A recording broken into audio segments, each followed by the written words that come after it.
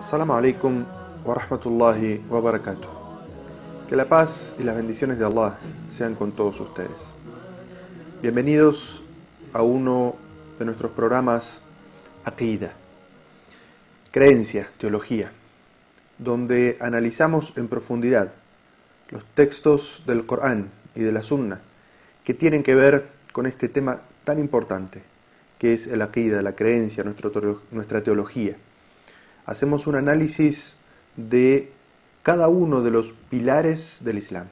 La creencia en Allah, la creencia en los ángeles, la creencia en los profetas, en los libros revelados, en la vida después de la muerte y en la predestinación. Todo eso vamos a analizar en esta serie de programas que se llama Aqida.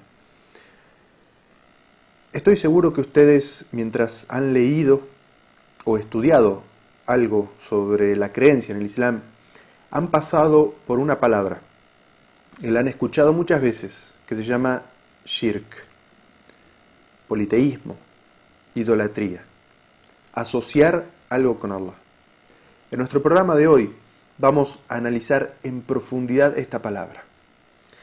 ¿Qué es lo que significa desde un punto de vista lingüístico y qué es lo que significa y la profundidad que tiene esta palabra cuando la leemos dentro del contexto de un análisis sobre la teología islámica? El shirk, el politeísmo o la idolatría es lo opuesto al tawhid, que es el monoteísmo. En árabe, el idioma de la revelación, la palabra shirk desde un punto de vista lingüístico significa asociar, juntar. Allah Azza wa Jal utiliza esta raíz de la palabra shirk cuando narra el pedido del profeta Moisés para que su hermano Aarón también sea designado o asignado profeta y lo acompañe a él cuando tenga que ir a ver al faraón. Como vamos a ver en este versículo del Sagrado Corán, Allah Azza wa Jal dice: y asóciale en mi misión. Estas son palabras del profeta Moisés que nos son narradas en el Sagrado Corán. La raíz lingüística es asóciale, es decir, que él me acompañe, esté conmigo. Entonces, desde un punto de vista lingüístico, la palabra asociación, politeísmo, idolatría, shirk, en idioma árabe, significa asociar, poner junto con algo o con alguien. Esto es desde el punto de vista lingüístico. Islámicamente, cuando analizamos el concepto de shirk, de la idolatría, tenemos que ver que la idolatría, el shirk, tiene dos categorías. Primero está la idolatría mayor o el shirk al-akbar y luego la idolatría menor o el shirk al-asghar. Ambos son una falta y una falta muy grave. Sin embargo, como bien lo dice el nombre, la definición, uno es mayor, tiene una definición y unas consecuencias, y el segundo es menor y también tiene unas consecuencias que vamos a analizar en profundidad en este momento. Comenzamos con la idolatría mayor, el shirk al-akbar. La idolatría mayor comete quien asocia otra divinidad a Allah. Un ejemplo claro de ello para nosotros, los musulmanes, es lo que cometen los cristianos cuando asemejan a Jesús junto con el Dios creador y lo hacen parte de una Trinidad. Es decir, atribuyen cualidades que pertenecen a la divinidad a alguien más junto con Dios. Otro ejemplo de eso lo encontramos en los zoroastrianos, que atribuyen los acontecimientos buenos a la luz y los malos a la oscuridad. Por ejemplo, la de los sabeos, que creían que los astros controlan el universo. Es decir, le dan a ciertos seres creados, como pueden ser los astros, los planetas, las estrellas, el sol, poder e injerencia sobre la vida de las personas. Y ya no es el destino, la predestinación, la voluntad de Allah sobre las personas, sino que son los planetas, las estrellas, el sol, quienes influencian la vida de las personas. Esta realidad también se da en aquellas personas que realizan actos de adoración o directamente adoran a las tumbas. Porque estas personas creen que las almas de las personas, piadosas o no, que están en esa tumba, se trasladan libremente de un lugar a otro. Es decir, tienen una libertad después de la muerte. Y que esa libertad implica también un poder de solucionar o aliviar los problemas de la gente en esta vida. Y tienen tanto el poder de beneficiar a las personas que están vivas como el poder de perjudicar. Quienes tengan esta creencia de que la gente en la tumba puede beneficiar a otra persona por sí misma o pueda perjudicar por sí misma a una persona viva, le está concediendo a esta persona que está en la tumba un poder que es el poder de Allah, que es la voluntad de Allah Azza wa Jal sobre las personas.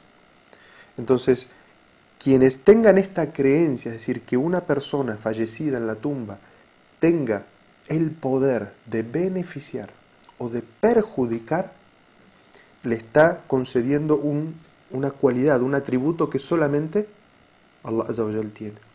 Por eso quienes concurren a las tumbas y piensan que quien está allí tiene el poder de socorrerlos, de protegerlos, en realidad lo que está cometiendo es un acto de idolatría, y como estamos definiendo en este momento, es un acto de idolatría mayor. La idolatría mayor consiste entonces en atribuirle cualquier tipo de copartícipe a Allah. Este copartícipe puede ser un ángel, un profeta, un hombre piadoso, el sol, la luna, una piedra o cualquier ser humano. No importa qué sea lo que asocie a Allah en las características y atributos que solamente pertenecen a la divinidad. Es decir, si uno cree que un ángel es quien me beneficia o me perjudica, o quien puede concederme un hijo o darme el sustento o curarme una enfermedad, a pesar de nuestra creencia en los ángeles, no le atribuimos características divinas, y por eso quien atribuya a los ángeles algún tipo de característica divina que solamente Allah Azza wa Jal tiene, los está haciendo socios, copartícipes junto con Allah, y por lo tanto está cayendo en esta idolatría mayor. Porque le está adorando de una manera que solamente se debe adorar a Allah. Porque solamente de Allah se puede anhelar aquellas cosas que solamente Allah concede. Solamente de Allah se puede implorar y pedir auxilio. Solamente a Allah Azza wa Jal se deben hacer juramentos y promesas y cualquier otro acto de adoración. Es decir, todos estos actos de adoración solamente se deben dedicar a Allah Azza wa Jal y a nadie más. Si se dedica a cualquier otro ser, y como dijimos, puede ser un ángel, un profeta, un piadoso, un planeta, el sol, cualquier ser creado, se está cometiendo entonces esta idolatría mayor. No es condición que aquello que es asociado con Allah se crea que tiene todos los atributos semejantes a Allah Azza wa Jal para que ello sea llamado idolatría. Porque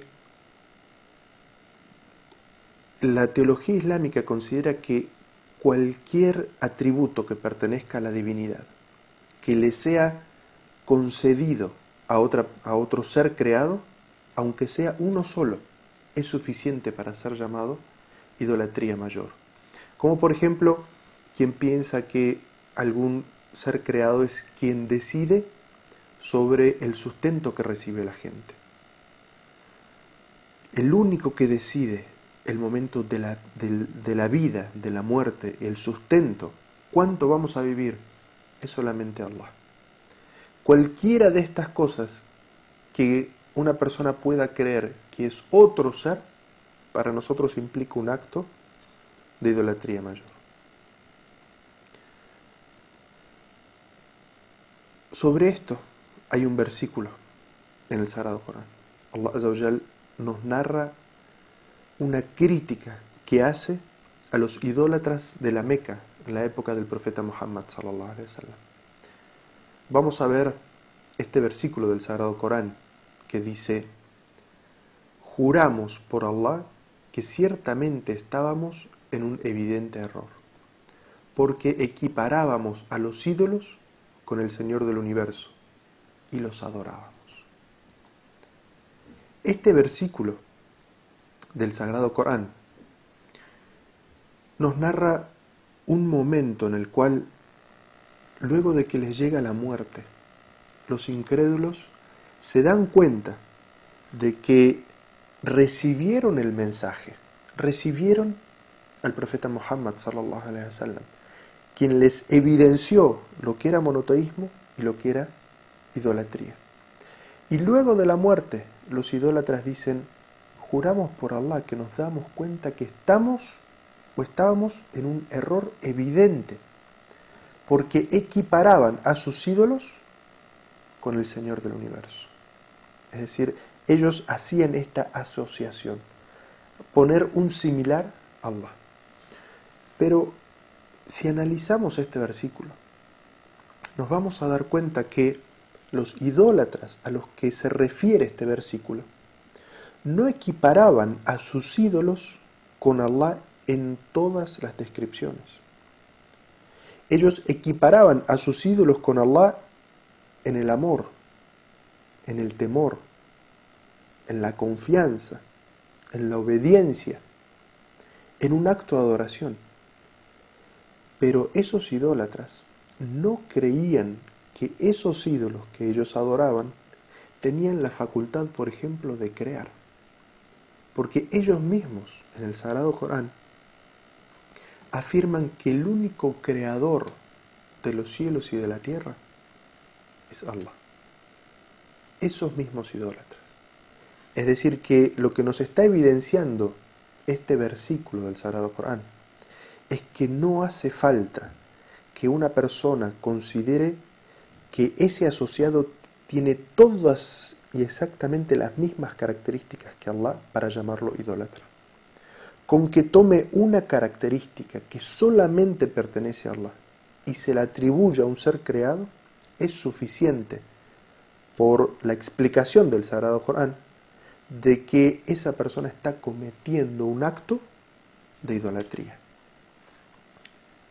Y por eso nos damos cuenta de la gravedad de este asunto y de que tenemos que estudiar mucho el Sagrado Corán y la sunna del profeta Muhammad sallallahu alaihi wasallam para entender todas las situaciones que implican esta idolatría mayor. Porque quien cometa una equivocación en este aspecto, teniendo el conocimiento de ello, quien cometa una equivocación y atribuya una característica que solamente pertenece a Allah a un ser creado, está cayendo en esta idolatría mayor. El peligro que tiene la idolatría mayor es que invalida todas las obras. Si una persona es musulmana, dice La ilaha illallah Muhammad Rasulullah, no hay Dios salvo Allah y Muhammad es su profeta, pero comete un acto de idolatría mayor, asignándole a un ser creado una característica de Allah, todas las buenas obras por las cuales se esforzó para hacer, todas ellas quedan invalidadas. y no les servirán para obtener recompensa el día del juicio. Es decir, que el peligro es muy grande. Y por eso es que Allah Azza wa Jal lo hace evidente en el Sagrado Corán. En este versículo, Allah Azza wa Jal dice: esta es la guía de Allah. Guía con ella a quien Él quiere de entre sus siervos. Pero si hubieran sido de los que le asociaban copartícipes a Allah, todas sus obras habrían sido en vano. Allah Azza wa Jal evidencia en este versículo del Sagrado Corán que todas las obras, todas las buenas obras de una persona que sigue el camino de Allah, pero comete un acto de idolatría mayor, todas sus obras habrían sido en vano y las habría perdido. Y por eso, ante la gravedad de este asunto, esto se menciona varias veces en el Sagrado Corán. Por ejemplo, en otro versículo del Sagrado Corán, Allah Azza wa Jal se dirige al mensajero de Allah y le dice: por cierto que se te ha revelado, oh Muhammad, y también a los profetas que te precedieron, que si atribuyes copartícipes a Allah, tus obras se malograrán, y te contarás entre los perdedores. Claro y evidente el Sagrado Corán. Y esta teología, esta creencia de que si se adora algo junto con Allah, si se le atribuye una característica de Allah a otro ser, no es solamente de la enseñanza de Allah Azza wa Jal a Muhammad, sino que todos los profetas enviados a la humanidad transmitieron el mismo significado. Una característica de la divinidad asignada a un ser creado significa un acto de idolatría mayor y por lo tanto todas tus buenas obras no servirán de nada. Y en el día del juicio final, en vez de ser de los bienaventurados, serás de los perdedores, como dice este versículo. Y más aún, quien teniendo el conocimiento de la revelación comete esta idolatría mayor, al punto de morir cometiendo esta idolatría mayor, sabiendo que eso es lo que está haciendo, que contradice el mensaje del Corán y de la Sunna del profeta Muhammad sallallahu alaihi wasallam, esa persona estará condenada a vivir eternamente en el infierno. Y Allah Azza wa Jal no perdona la idolatría. Por eso es que Allah Azza wa Jal dice en el Sagrado Corán, en este versículo que vamos a ver, Allah no perdona que se le asocie nada a Él, pero fuera de ello perdona a quien le place. Y este versículo se aplica a la idolatría mayor. Allah Azza wa Jal, si una persona tiene el conocimiento de la revelación, si una persona sabe lo que es el monoteísmo, y a pesar de eso le asigna a un ser creado una característica de Allah, Allah Azza wa Jal no ha de perdonarlo el día del juicio. Eso no se encuentra entre las cosas que Allah va a perdonar el día del juicio. Pero fuera de eso, es decir, los pecados que una persona pueda cometer, los fallos, los errores que una persona pueda cometer, Allah Azza wa Jal los puede perdonar el día del juicio. Lo que Allah no va a perdonar el día del juicio para quien sabía que estaba cometiendo idolatría es asociar algo a Allah, es decir, atribuir a un ser creado una característica que es de Allah. Y por eso es que Allah Azza wa Jal, cuando habla sobre la idolatría, dice que es el crimen más terrible y la peor injusticia. El profeta Muhammad sallallahu alaihi wasallam, en un hadith que es registrado por Abdullah ibn Mas'ud, nos dice Abdullah ibn Mas'ud: le pregunté al mensajero de Allah cuál era el pecado más grande, el peor de los pecados. Y el profeta sallallahu alaihi wasallam claramente dice: que proclames que Allah tiene copartícipes siendo que solo Él te ha creado. Que adores a otro que Allah, que des las gracias a otro que Allah, que adores a otro que Allah, que pongas tu fe en otro que Allah, siendo que Él es el que te ha creado. que pidas el sustento, que pidas el perdón de otro que no es Allah, siendo que Él es el que te ha creado. Entonces eso es un acto de injusticia y, como dice el profeta sallallahu alaihi wasallam, el peor de los pecados. Y por eso Allah Azza wa Jal, cuando la describe en el Sagrado Corán, dice, como en este versículo, la idolatría es una enorme injusticia. Y en otro versículo dice, quien asocie algo a Allah comete un pecado gravísimo. En estos dos versículos, Allah Azza wa Jal nos está diciendo que cometer un acto de idolatría es un pecado gravísimo y es una enorme injusticia. Porque siendo Allah Azza wa Jal quien te ha creado, quien te da el sustento, te da la vida, Él solamente puede escuchar tus súplicas en lo profundo de la noche y dentro de tu corazón cuando anhelas algo, y tú le pides a otro, y adoras a otro, y le das las gracias a otros, y anhelas de otro. Eso es una injusticia. Allah Azza wa Jal es el que desciende sus bendiciones sobre ti, y tú se lo agradeces a otro, y se lo atribuyes a otro. Qué enorme injusticia. Así es como lo describe el Sagrado Corán. Hasta aquí hemos llegado con la explicación de lo que es la idolatría mayor. La idolatría menor es acciones que realiza una persona para ser visto, para presumir delante de las personas. Y sabemos que para que un acto de adoración sea aceptado por Allah tiene que ser hecho con sinceridad proveniente del corazón. Solamente quiero agradar a Allah con esto que voy a hacer, con esta caridad, con esta oración, con este ayuno. Pero si lo haces para presumir delante de las personas y que la gente diga qué piadoso que es, cómo ayuna, qué generoso que es con sus caridades, eso es un acto de idolatría menor, porque estás esperando la recompensa no de Allah Azza wa Jal, sino de un ser creado. Y por eso es que en el día del juicio, Allah Azza wa Jal, cuando una persona haya cometido un pecado de esta característica, Allah Azza wa Jal le va a decir, ve y pide la recompensa para quien estaba sobrando, a ver si puede compensarte, recompensarte. Y evidentemente nadie sino Allah el día del juicio puede recompensar. Entonces, hacer las cosas sin sinceridad, esperando de otro la recompensa o el reconocimiento, es un acto de idolatría menor.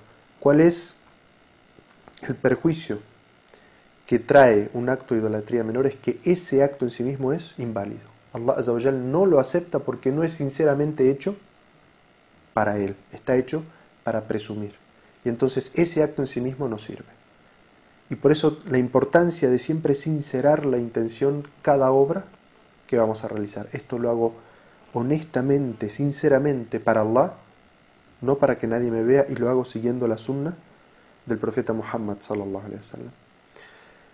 Allah Azza wa Jal nos habla sobre esto en el Sagrado Corán y nos dice en el siguiente versículo: